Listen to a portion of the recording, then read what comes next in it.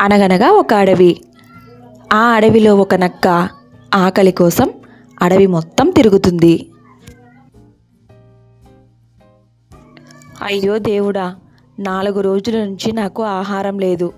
ఆకలితో మలమలలాడిపోతున్నాను. ఎంత వెతికినా ఆహారం మాత్రం దొరకలేదు. ఈ అడవిలో దూరంగా వెళితే తినడానికి ఏమైనా దొరకవచ్చునేమో అని అనుకొని ఆ నక్క అక్కడి నుంచి ఇంకా కొంచెం అడవిలోకి బయలుదేరింది. కొద్దిగా దూరం వెళ్ళగానే ఆ నక్కకు ఒక కోడిపుంజు కనిపించింది. కాకపోతే ఆ కోడిపుంజు చెట్టు మీద కూర్చుంది. నక్క మాయమాటలతో ఎలాగైనా ఆ కోడిపుంజుని చెట్టు మీద నుంచి కిందకి దింపాలనుకుంది నక్క. కోడిపుంజుతో ఆ నక్క ఇలా చెప్తుంది: మిత్రమా, ఆకాశవాణి నుండి నిన్న ఒక వార్త వినిపించింది. ఇక మీదట జంతువులన్నీ కలిసి స్నేహితులాగా జీవించాలట. అందుచేత నువ్వు కిందికి రా, మనమిద్దరం స్నేహితులాగా ఉందామని చెప్పింది ఆ నక్క. ఈ జిత్తుల మారి నక్క చెప్పిన మాటల్లో నిజమెంతుందో అబద్ధమెంతుందో ఆ కోడిపుంజు గ్రహించింది. ఈ గుంట నక్కకు బాగా ఆకలి వేస్తుందనుకుంటా, నన్ను తినడానికి ఏవో మాయమాటలు చెప్తుంది అని అనుకొని ఆ కోడిపుంజు నక్క దగ్గర ఇలా అంది: అవును మిత్రమా, ఆ వార్త నేను కూడా విన్నాను.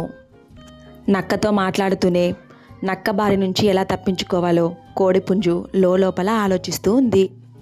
కోడిపుంజు మాట్లాడుతూనే బాగా ఆలోచించి ఇలా అంది: అవును మిత్రమా, నీ మిత్రులు కూడా అక్కడ 2 వస్తున్నారు.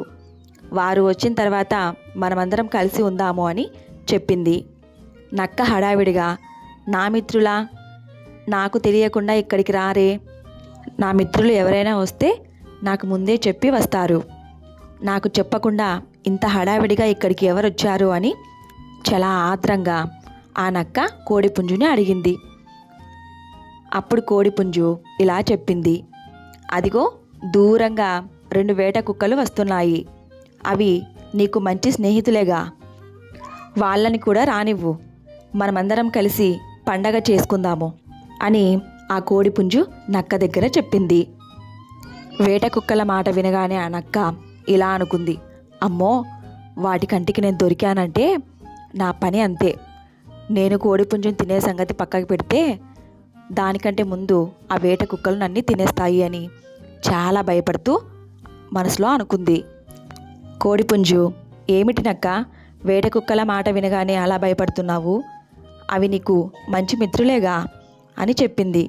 అయ్యో, అదేం లేదు కోడిపుంజు, ఆకాశవాణి నిన్ననేగా చెప్పాడు.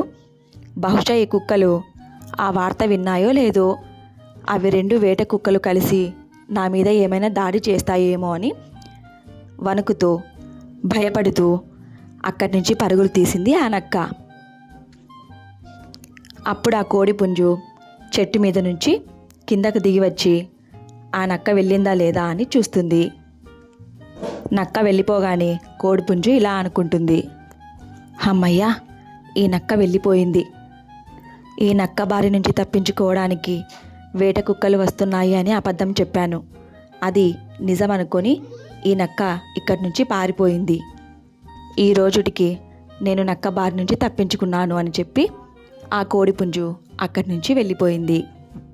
నక్క బారి నుండి కాపాడుకోవటానికి వేట కుక్కలు వస్తున్నాయి అని అబద్ధం చెప్పి ఆ కోడిపుంజు అక్కడి నుంచి తప్పించుకుంది. మాయమాటలు చెప్పి కోడిపుంజుని చెట్టు మీద నుంచి కిందకి దింపి తినేయాలని చూసిన ఆ గుంట నక్క వేట కుక్కల మాట వినగానే ప్రాణభయంతో అక్కడి నుంచి పరిగెత్తింది.